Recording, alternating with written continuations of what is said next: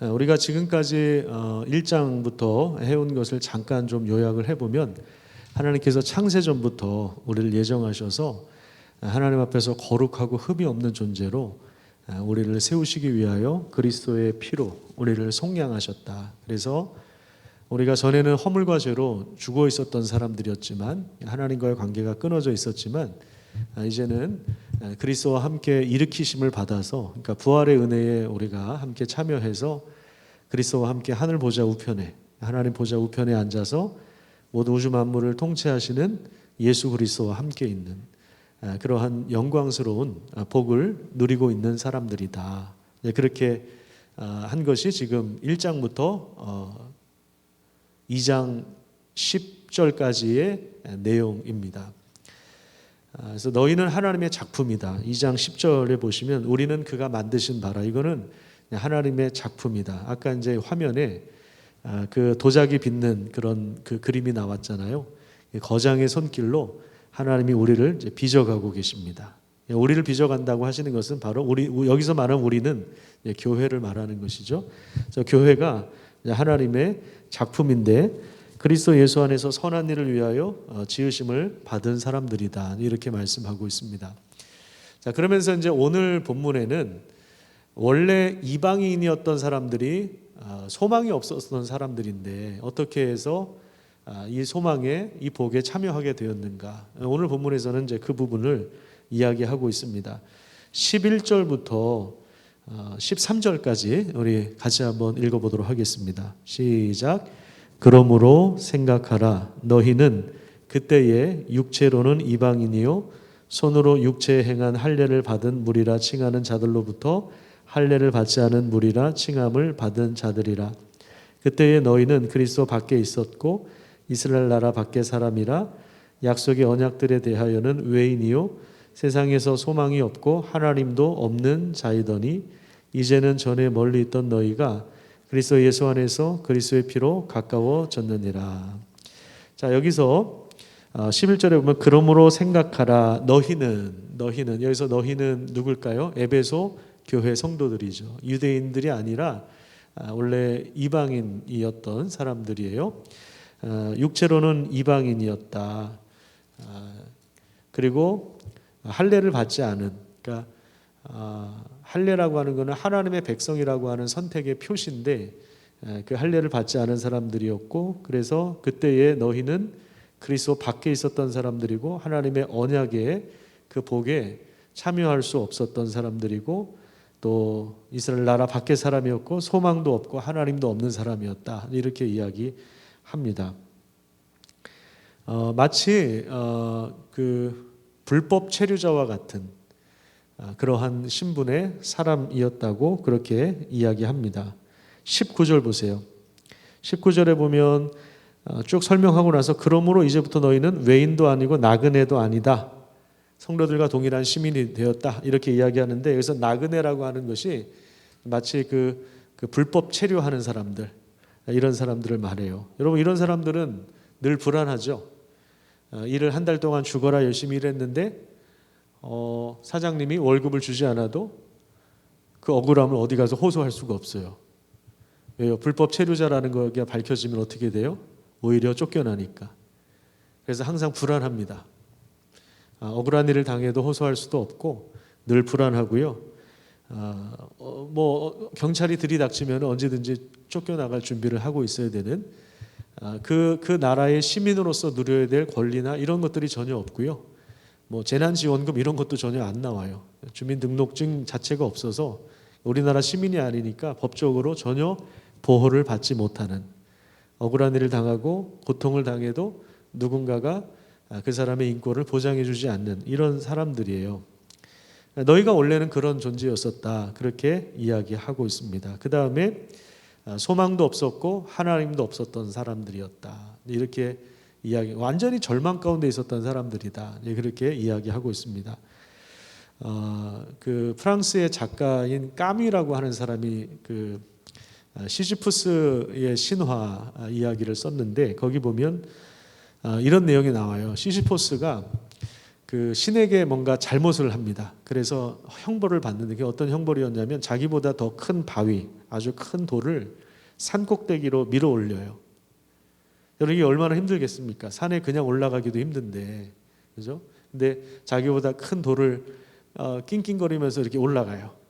올라가서 꼭대기까지 가면은 쭉 올라갔어요. 그리고 나서 그 꼭대기에서 또 돌을 떨어뜨려야 돼요. 그러면은 그 큰 바위가 떨어져 가지고 또 가장 밑에 골짜기에 떨어지죠. 그럼 또 내려와서 다시 그 짓을 또 하는 거예요. 올라가면은 또 내려뜨리고, 올라가면 내려뜨리고, 이게 이제 계속 반복되는 거예요. 이게 뭐냐면, 이게 바로 그 저자는 이게 바로 우리 인간이 가지고 있는 부조리와 비극의 전형이다, 이렇게 이야기하고 있습니다. 그래서 신에게 형벌을 받아서 끊임없이 무의미하고 고통스러운 삶을 살 수밖에 없는, 수고를 하지만 그 수고에 대한 정당한 보상을 받지 못하는 그런 인간의 어떤 실존, 그런 불행, 절망스러운 상태, 이런 비참한 상태, 비극, 이런 요소들을 이 시지프스 신화에서 잘 보여주고 있는데, 그 원인이 뭐냐? 여기에서는요, 하나님이 없는 사람이기 때문에. 에베소서 4장 18절을 보세요. 17절에 보면은 이방인이 그 마음이 허망한 것으로 행함같이 행하지 말라 하면서, 그 이방인들, 하나님 없이 살아가는 이방인들은 총명이 어두워져 있고 그들 가운데 있는 무지함 때문에, 마음이 굳어짐 때문에 하나님의 생명에서 떠나 있고 감각 없는 자가 되어 자신을 방탕에 방임하여서 모든 더러운 것을 욕심으로 행한다. 이것이 시지프스와 같이 무의미한 일을 계속해서 반복하는 이거 자체가 저주인데, 비극인데, 이렇게 살아갈 수밖에 없는 인간의 실존을 이야기하고 있는 거예요. 이게 원래 너희들 모습이었다. 그런데 13절, 2장 13절에 보시면, 그런데 이제는 이게 위대한 전환이죠.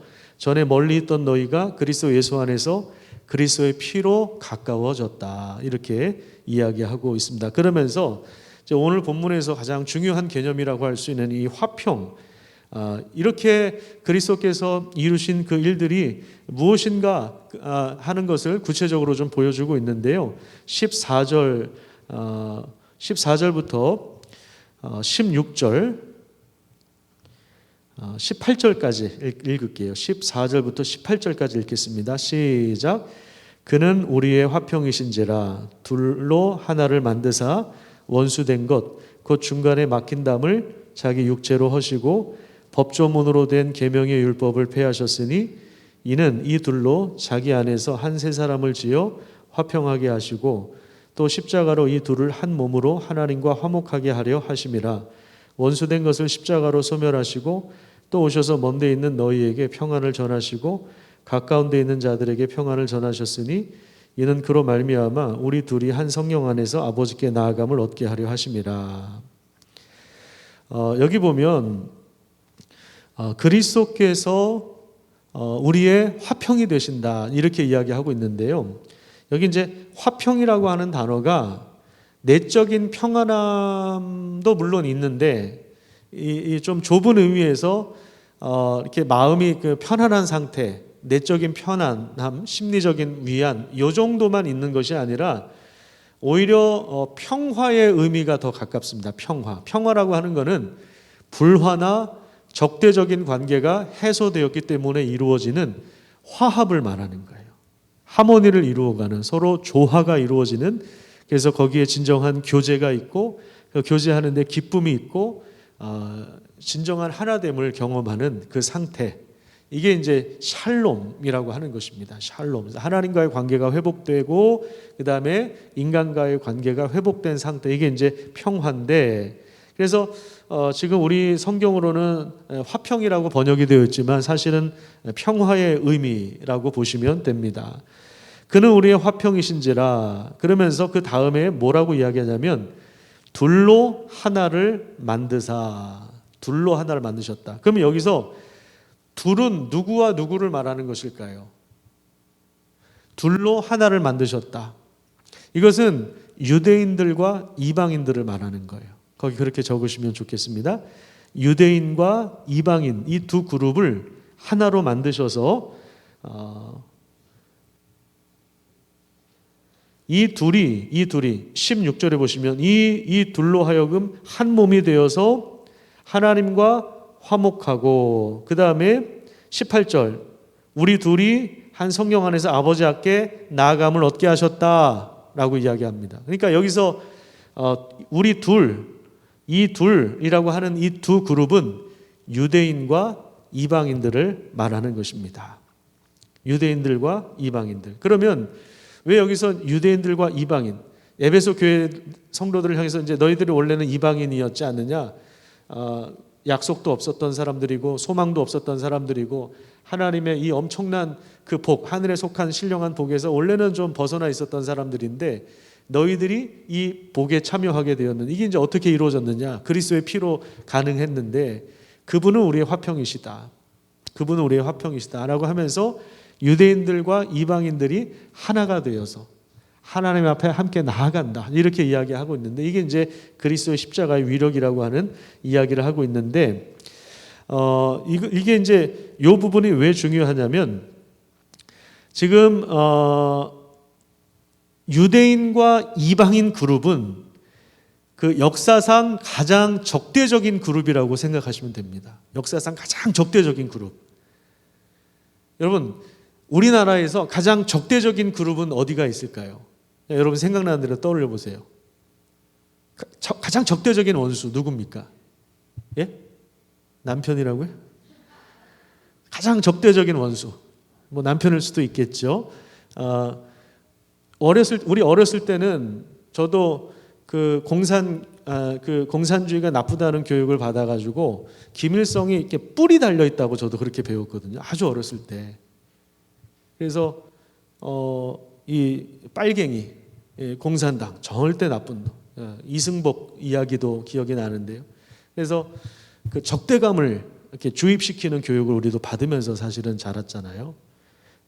그래서 특별히 이제 그 전쟁을 경험한 세대, 우리 어르신들은 특별히 이 북한에 대해서 좋은 감정을 가질 수가 없죠. 왜냐하면 이 북한의 군인들에 의해서 우리의 친척이나 우리 이웃이 죽임을 당한 것을 직접 목격했거나 이걸 봤던 분들은 절대적으로 이 북한에 대해서 좋은 마음을 가질 수가 없어요. 없습니다. 또 우리가 보통 일본 사람들한테 이제 적대감을 가지고 있잖아요. 뭐 독도 문제도 그렇고, 그래서 축구하면 무조건 이겨야 되잖아요. 그죠? 일본 사람들에 대해서 별로 이렇게 우리가 감정이 좋지 않잖아요. 또 우리 내부적으로도 그렇죠. 영남과 호남, 이 갈등이, 지역 갈등이 있잖아요. 그래서 어떤 성도님이 저한테, 제가 우리 교회 오자마자 목사님 고향이 서울이어서 너무 다행입니다, 이런 얘기하신 분도 계셨었어요. 처음에 무슨 얘기하는지 몰랐어요. 나중에 보니까 그런 의미였구나 이제 알게 됐는데요. 영남과 호남 사이의 그 갈등, 이영남 권사님 얘기하는 게 아니에요. 영남과 호남 사이 갈등 아시죠? 예. 강원도는 뭐 별로 갈등이 없죠. 강원도는 남편하고만 갈등이 있나 봅니다. 강원도 사는 아무튼 뭐 그런 것도 있고, 노사 간의 갈등이 있을 수도 있고, 뭐 우리 주변에 뭐 적대적인 관계들이 있을 수 있잖아요. 그런데 뭐 영국은 프랑스 사람들하고도 그렇고, 하여튼 역사상 모든 그 갈등의 관계를 종합해 볼 때 가장 그 적대감을 가졌던 관계가 바로 이제 유대인과 이방인인 거예요. 그러니까 절대로 하나 될 수 없는, 절대로 화해할 수 없는 그룹을 말하는 거예요. 근데 그런 원수들조차 서로 용납하고 포용하고 사랑하는, 한 몸이 되게 하는, 한 성령 안에서 아버지께 나아가게 하는, 이것이 바로 그리스도의 십자가의 위력이다, 이렇게 이야기하고 있는데, 자 여기 보면 14절에 보면 중간에 막힌 담을 자기 육체로 허무셨다, 이렇게 이야기하는데, 중간에 막힌 담이라고 하는 것이 그러니까 그 적대감을 말하는 거예요. 그러니까 유대인과 이방인 사이에 있었던 그 막힌 담을 말하는 거예요. 원수된 것을 말하는 거죠. 원수된 것이라고 되어 있죠. 16절에 중간에 원수된 것, 그리고 곧 중간에 막힌 담. 그러니까 서로 으르렁거리면서 싸우는 이것이 이제 중간에 막힌 담을 허무셨다라는 거예요. 서로 멸시하고, 유대인들은 우월감을 가지고 있었어요. 왜냐하면 우리가 하나님의 선택받은 민족이다. 그래서 이방인들을 개처럼 생각하고 지옥의 자식으로 생각했고 지옥의 그 땔감, 하나님 이방인들을 왜 만드셨느냐? 지옥의 그 땔감들이 필요한데 그래서 이제 이방인들을 만드셨다. 이렇게까지 생각을 할 정도로 그들은 선민의식이 굉장히 강했고 그래서 배타주의가 자연스럽게 자리 잡고 있고요. 이것이 이 율법, 특히 이제 율법을 가지고 이 율법을 정죄하는 데 사용하거든요. 율법 자체를. 그래서 여기 15절에 보면 법조문으로 된 계명의 율법 이렇게 되어 있는데 그냥 율법이라고 이렇게 보시면 돼요. 613가지 율법이라고 생각하시면 되는데 이것이 이제 이 율법을 우리가 받았다라고 하는 것이 우월감의 원인이 되어서 선민의식과 배타 사상을 갖게 되는 그러한 도구가 되었습니다. 그러니까 원래 율법이라고 하는 것은 하나님을 사랑하고 이웃을 사랑하기 위해서 다른 민족을 섬기기 위해서 주신 건데 이 율법 자체를 다르게 해석을 하고 다르게 갖고 있다 보니까 이 율법 때문에 결국에는 배타성을 갖게 된 거예요. 다른 민족을 멸시하게 된 거예요. 그래서 예수님께서 율법을 폐하셨다 이 말은 뭐냐면 율법 자체를 없애셨 그 얘기가 아니라 율법에 나타난 하나님의 뜻을 폐하셨다 이게 아니라 유대인과 이방인 사이를 분리시키고 서로 적대감을 갖게 하는 그 요소 그런 율법을 무력화시켰다. 이렇게 우리가 이 부분은 해석하면 됩니다. 그래서 이 둘로 15절에 보시면 이 율법을 폐하시고 무력화시키고 이 둘은 누구라 그랬습니까? 유대인과 이방인. 이 유대인과 이방인 이 둘로 자기 안에서 그리스도 안에서 한 세 사람. 여기 밑줄 그으세요. 이게 굉장히 중요한 표현이에요. 한 세 사람을 지어 세 사람 지어서 화평하게 하셨다 이 말이에요. 화평하게. 하나님과도 화평하지만 하나님과도 평화를 누리지만 서로의 관계 속에서 이제 적대감이 없어지고 그래서 다시 이제 평화를 이루는 서로 총칼을 들이대지 않고 이제는 화평을 이루는 평화를 이루어가는 이런 관계로 변화시켜 주셨다 이 말입니다. 여기서 이제 한 세 사람이라고 하는 개념이 굉장히 중요한 개념인데요. 에베소서 4장 24절을 한번 보세요. 여러분들이 예전에 암송했던 구절이에요. 에베소서 4장 21절부터 한번 읽어볼까요? 21절부터 24절까지 아마 기억나실 겁니다. 옛날에 외웠던 말씀이거든요. 같이 한번 읽어볼게요. 시작.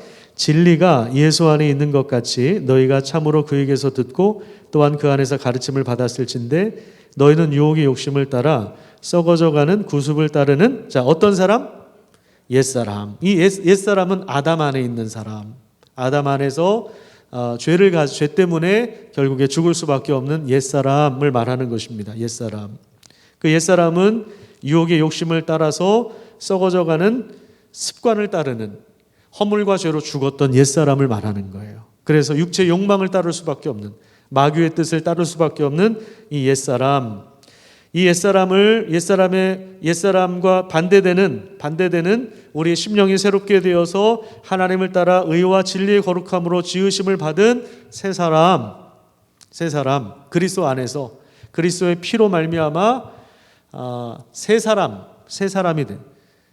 그러니까 유대인이든 이방인이든 그리스도 안에서 한 새 사람을 지어서 서로 평화를 이루어가는 한 성령 안에서 하나님을 예배할 수 있는 그러한 새로운 창조가 이루어진 누구든지 그리스도 안에 있으면 새로운 피조물이라. 이전 것은 지나갔으니 옛사람은 이제 지나갔으니 보라 새 것이 되었도다 했을 때 그 새 사람 우리가 바로 그런 사람들이라 이 말이에요. 이제 너희가 그런 그리스도인들이 되었다. 이게 그리스도인의 특징이에요. 새 사람이에요. 이 사람들은 하나님과 화해를 이루기도 했지만 그래 가장 적대적인 관계였던 그룹들과도 하나 될 수 있는 이런 십자가로 한 몸을 이룬 사람들, 이런 사람들이 바로 교회라 이 말이에요. 그래서 이 사람들은 어떤 사람들이냐면 에베소서 1장 10절 보십시오. 에베소서 1장 10절에 보면 이 개념이 굉장히 중요한 개념이라고 했습니다. 이게 우주를 끌고 나가시는 하나님의 거대한 프로젝트라 그랬잖아요. 하늘에 있는 것과 땅에 있는 것이 다 누구 안에서 통일된다고요?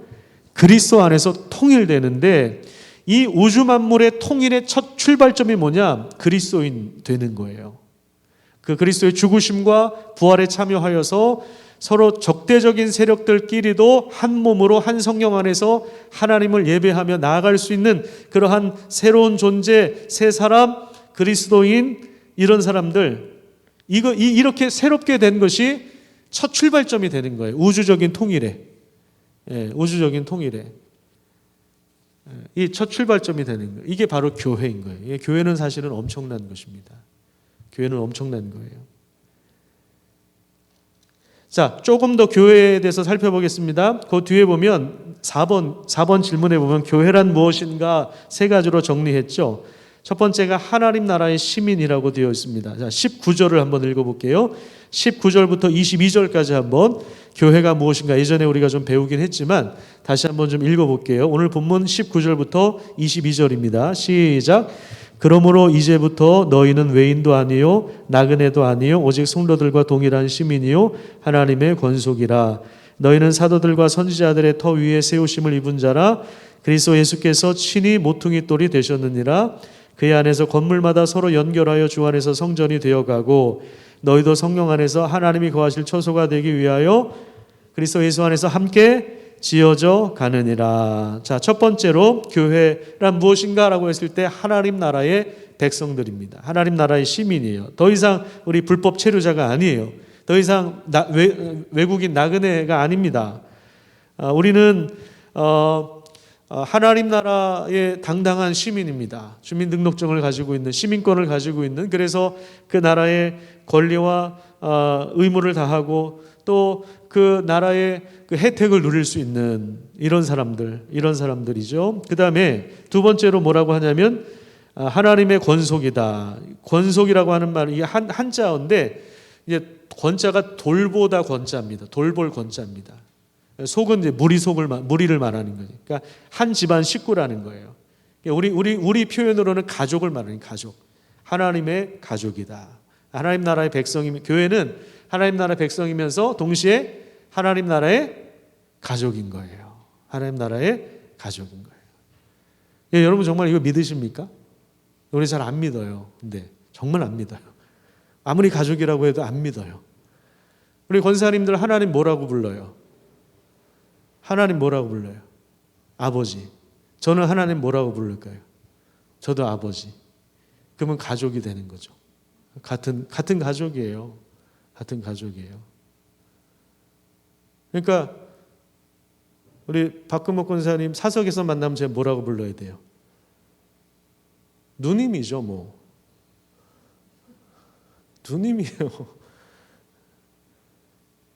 목사는 여기서 목사지. 근데 바깥에서도 근데 그렇게 안 부르거든요. 바깥에서 목사님 그러는. 그러니까 기능적으로 대할 수밖에 없어요. 우리가 다 기능적으로 대할 수밖에 없어.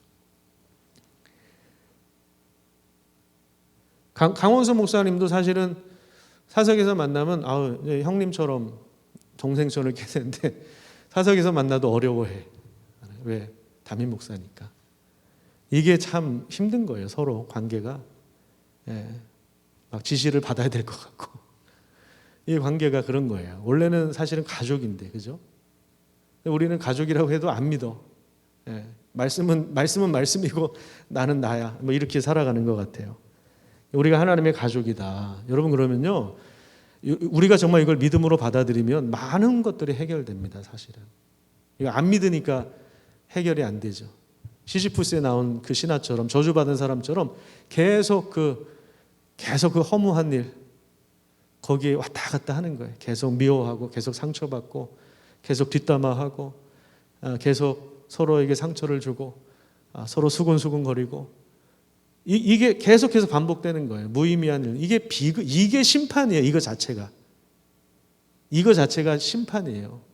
죄 가운데 살아가는 모습 자체가 이미 심판 가운데 살아가고 있는 거예요. 근데 우리가 그렇지 않다. 이제는 그리스도의 피로 너희들이 변화된 사람들이다. 적대감 가지고 있었던 유대인 이방인들이 한 성령 안에서 아버지께 나아감을 얻게 되었다.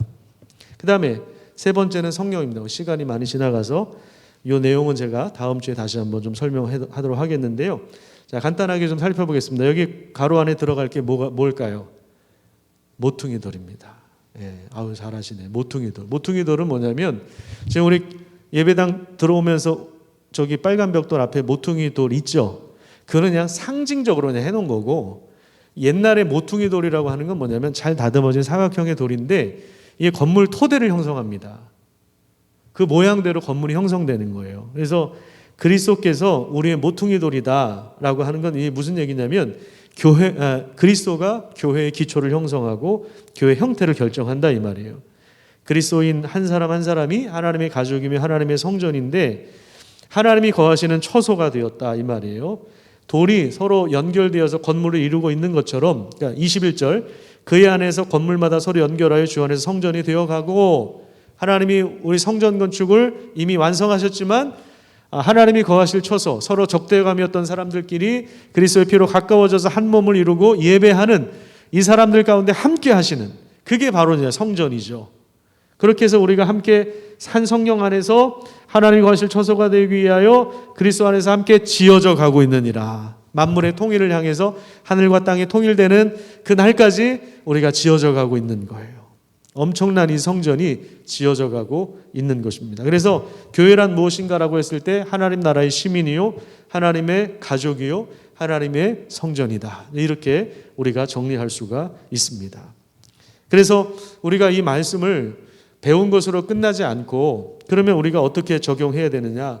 그러면은 우리가 하나님께서 그리스도로 말미암아 참된 평화가 무엇인지를 알려주셨다면, 그리스도께서 우리의 평화가 되셨다는 사실들을 우리에게 알려주셨다면, 그러면 우리는 지역 색깔을 넘어설 수 있어야 됩니다. 편가르기를 넘어서야 됩니다. 정치의 어떤 이념이나 이런 것들을 넘어서야 하는 것입니다. 저 사람은 우파야, 저 사람은 좌파야, 저 사람은 영남 사람이야, 저 사람은 호남 사람, 이런 거 이제 우리는 넘어서야 돼요. 교회는, 세상 사람들은 그렇게 해야 돼요. 왜냐하면 그게 자기 정체성이니까. 근데 우리는 정체성이 바뀐 사람들이, 근데 여기 안에서도 뭐 정치 따지고, 여기 안에서도 뭐 빨갱이 찾고, 그거는 이게 아직도 외인이란 얘기예요. 정말 그거 따지고 있다면 우리가 하나님의 가족이라고 하는 걸 믿지 않는 거예요. 그리스도의 피로 변화되지 않은 사람들일 수도 있어요. 정말 그렇게 따진다면. 그건 굉장히 심각한 거예요. 그래서 참된 평화를 이루어가야 합니다. 어느 대학 나왔냐, 화이트 칼라냐, 블루 칼라냐, 이게 아니라고요. 어느 지역이냐. 그래서 우리가 있는 곳에서 평화를 이루어가야 합니다. 우리 이웃들과도 마찬가지고, 평화를 이루어가야 되는 거예요. 그리고 우리 민족이 하나 되도록, 그리고 우리 북한과도, 북한에 있는 형제들을 위해서 기도하고 품고, 그래서 우리는 이런 면에서 미국을 의지하면 안 돼요. 미국도 다 자기 이익을 우선으로 하는 나라예요. 이사야서 이런 거 보면 너희 애굽을 의지하지 말아라. 자꾸만 문제 생기면 애굽으로 내려가고 애굽의 원조를 받고 도움을 받고, 그러지 말아라. 아수르가 쳐들어오면 애굽한테 원조를 받고 막 그러니까 그러지 말아라. 미국을 의지하면 안 되고 중국의 눈치를 봐서도 안 돼요. 근데 그렇게 볼 수밖에 없는, 중국의 눈치를 보고 미국을 의지할 수밖에 없는 그런 형태로 우리 민족이 지금까지 살아왔어요. 그러니까 아직도 불행한 거죠. 우리 그리스도인들만이라도, 저는 그리스도인들 중에 이런 좀 정치 지도자들도 나왔으면 좋겠습니다. 미국을 의지하면 안 되고 중국의 눈치를 보지 않는 그런 지도자가 나왔으면 좋겠어요. 우리가 그런 마음을 가지고 기도하면서 우리 민족의 장례를 하면서, 왜냐하면 에베소서 1장 10절 때문에 그래요. 결국 통일이라고 하는 것이 하나님의 뜻이거든요. 그리스도 안에서 우주 만물이 통일되어 가는 입장에 있기 때문에 남북이 통일되는 거, 영혼함의 갈등이 치유되고 화합되는 거, 이게 우리 인생의 목적이어야 합니다. 그렇게 기도하면서 가야 되지. 지금도 교회 안에서 막 영남 호남 따지고, 목사님이 고향이 서울이어서 다행이요, 이런 소리 하고 있고, 이거는 너무 불행한 거예요. 이거는 우리가 말씀을 배웠다면 이게 이런 의미구나. 그러면은 내 삶 속에서 이런 걸 적용하면서 살아야 되겠구나. 이런 부분들이 있어야 하는 것입니다. 기도하겠습니다. 하나님 감사합니다. 오늘도 우리를 불러주셔서 감사합니다.